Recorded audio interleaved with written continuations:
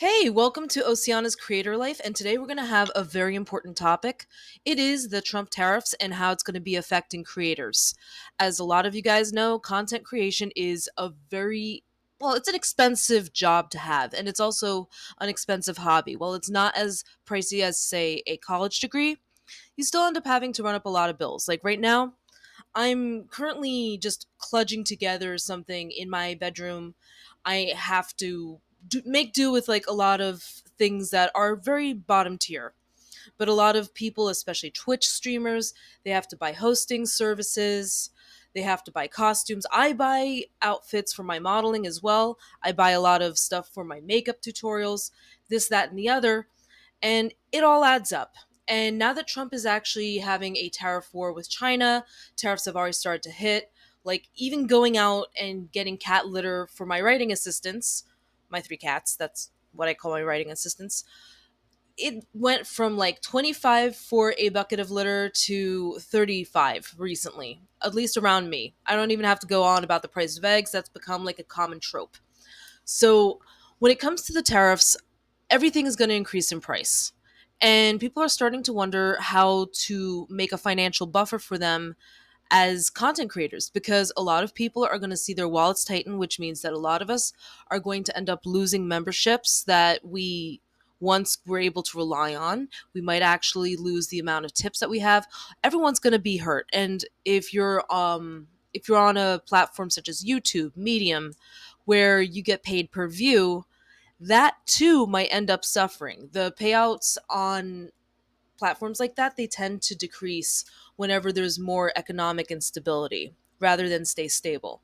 So it's important to remember that. So you might be wondering what I'm doing and what other content creators are doing as far as the tariffs go. So we're going to get into that. It's going to be a short video. Enjoy.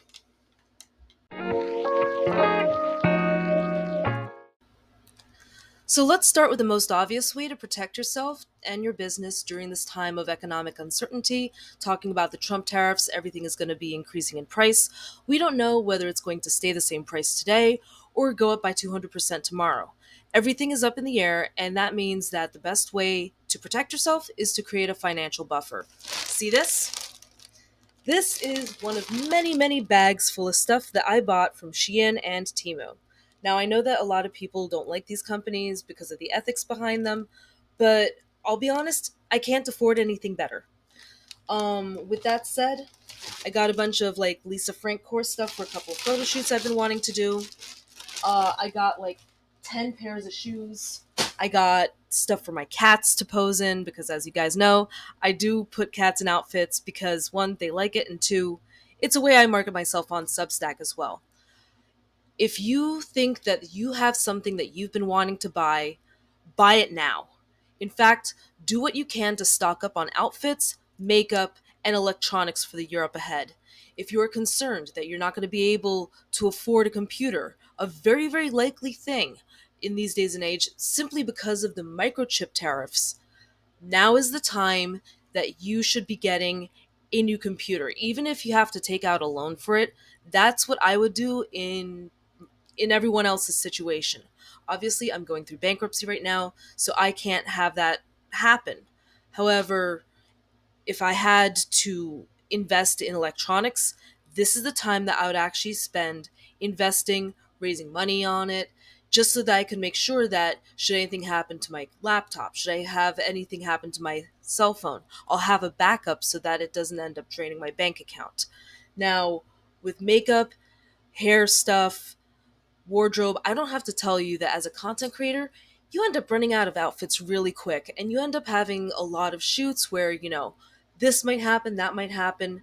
Stock up for as much of the year as you can right now because the prices are only going to go higher, and anything that you don't use this year, you can use in upcoming years. There are still some outfits which I'm still putting together from stuff that I still had in storage. This is one of the ways that I've always created a financial buffer, that I've always been able to keep myself stocked for any sort of shoots, any sort of public appearances.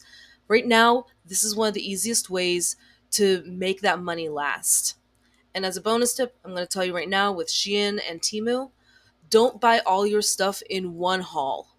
Break it up into smaller ones because they tend to reward you with coupons, which will actually lower the price even further as long as you use them in a certain time frame.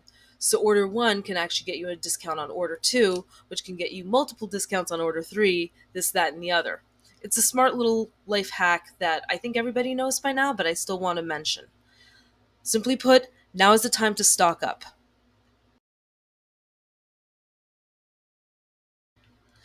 So now that we've talked a little bit about stocking up on the major supplies, it's time to actually talk about how to deal with the fact that a lot of your paying users, a lot of your viewers, might not have as much money to give to you as they once did.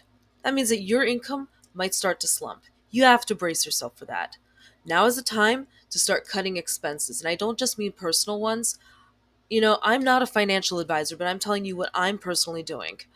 I'm looking and researching different platforms which I could use to get the same job done. For example, I for a while I was actually looking at buying Photoshop so that I could do my video editing. I ended up going with Canva simply because it's a lot more affordable. My husband, he uses CapCut. He's going to be teaching me CapCut. And depending on how things go, I might switch over to CapCut. We still have to do a little bit of a price what do we call it, a price search to figure out whether or not it's going to be usable for us. A lot of writers, they use things like Microsoft Office, Microsoft Word. Well, you know what, Office, Doc, Word, they actually do have a monthly cost these days. Everything is done by subscription. A lot of those subscriptions, maybe you could trim a couple. I use a lot of media subscriptions. I use Disney Plus, I use Max, I use Netflix, and these are things I use for my research as part of my social commentary writing. So, what am I going to do there? I have to make the hard decision on whether or not I want to keep all those streaming services. And honestly, there's a couple which are probably going to be up on the chopping block soon. So, there's all of that to consider. Um, Obviously, that's a little bit of common sense. But what isn't common sense is the other way that you can cut costs. So let's say that you are part of a content creator group. That's awesome. Almost every single major area in the United States has a community of content creators, and they might not even be the same type of content creator that you are. For example, you might know a bunch of rappers, you might know DJs, you might know writers. Well, guess what? All of you guys are going to end up having the same types of expenses. A lot of us are going to need studio time. A lot of us are going to need photo shoots. A lot of us are going to need backup music.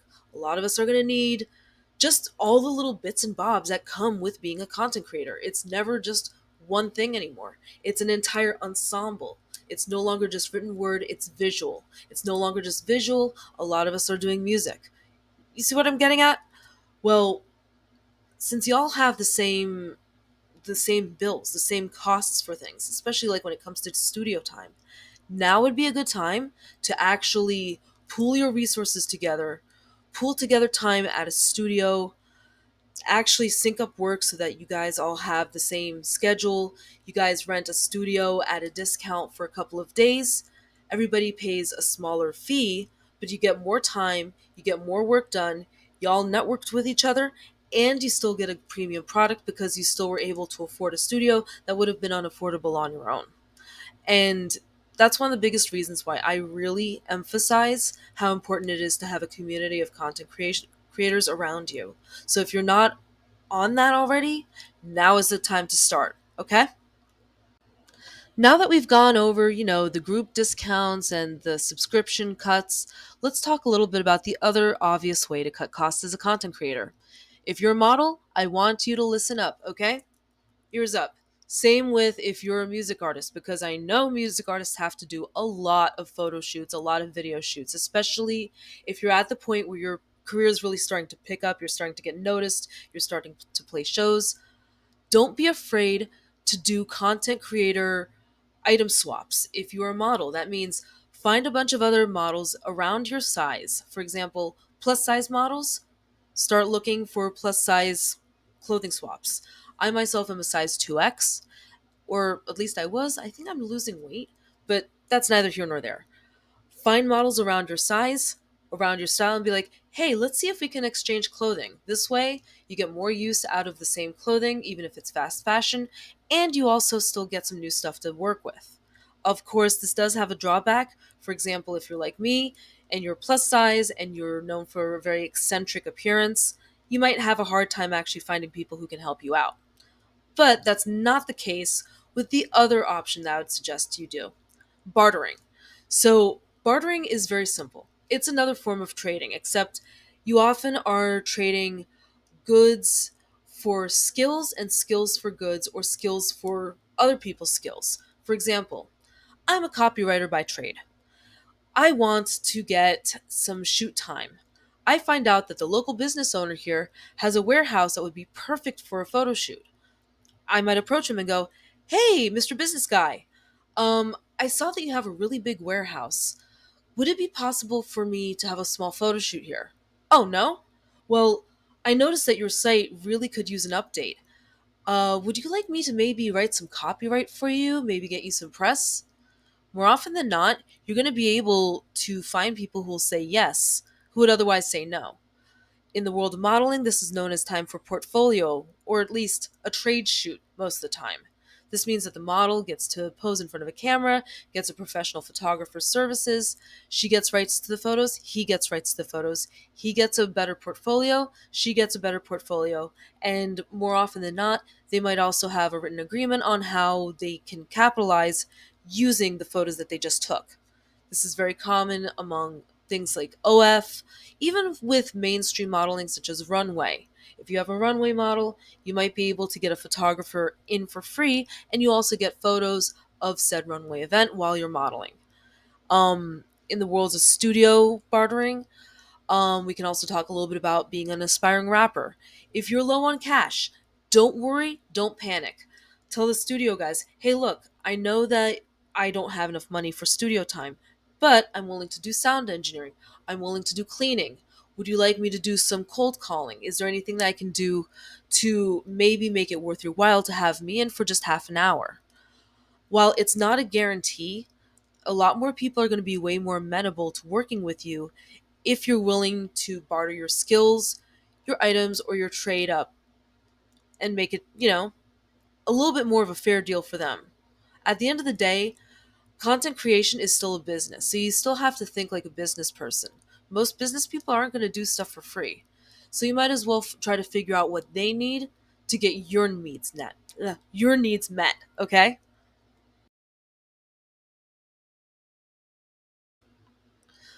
Finally, I think I'm going to address the elephant in the room. Yes, AI can help you save money. If you are a content creator, like a model, a writer, an actor, a rapper, AI can help you with your social media posts and optimizing it. It's a lot easier than having to manage it all yourself or having to, potentially hire a social media manager. A lot of that stuff, as long as you're posting, you're going to be good, but AI just makes it a little bit better and it just streamlines everything. I'm a big fan of it. AI is also very good when it comes to video editing. It's very good for removing all of those awkward pauses that people have, all those awkward junk words, such as like, or in my case, so. And if you're in the video creation industry and you're more of a polished brand, unlike myself, I'm a little bit rough around the edges, then by all means, use AI as a video editor when you can't afford a video editor service from someone on Upwork. That is fine. No one's going to judge you for that? On the other hand, if you're using AI for artwork that you want to sell, that's kind of a jerk move, and I highly advise against it. This is the kind of thing that will end up killing your brand. But that's that's neither here nor there. This is about how to cut costs, right? So the next thing that I want to point out is that AI can also help you increase the amount of free time that you have to improve your content creation game. For example, right now I'm in the market for a job. If you know anybody who needs a W-2 virtual agent, please holler at me. I am free, I'm available. Um, but in the meanwhile, I've been using AI to automatically apply to a bunch of jobs online. It's been pretty good so far. I've gotten a couple of callbacks, but most of them are for 1099 sales, and I just don't do sales. The next thing that I'm going to say is, as far as AI goes, if you are on a time crunch because you have a full time job still, and you're still transitioning out of full time into a written content creation field, such as writing, blogging. I've personally used Perplexity for that. Perplexity is a research tool that is AI based and helps you find the straight dope on just about anything. And honestly, it's helped me increase my output, and it's also helped me get a little bit more of a perspective on things. So, yeah, I'd suggest Perplexity.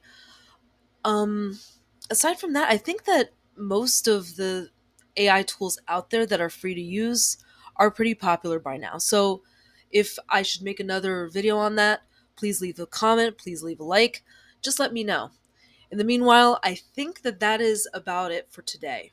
So if I helped you at all, please like, subscribe, and share. Make sure that you're on my YouTube, Oceana's Creator Life. I always love subscribers. See you later.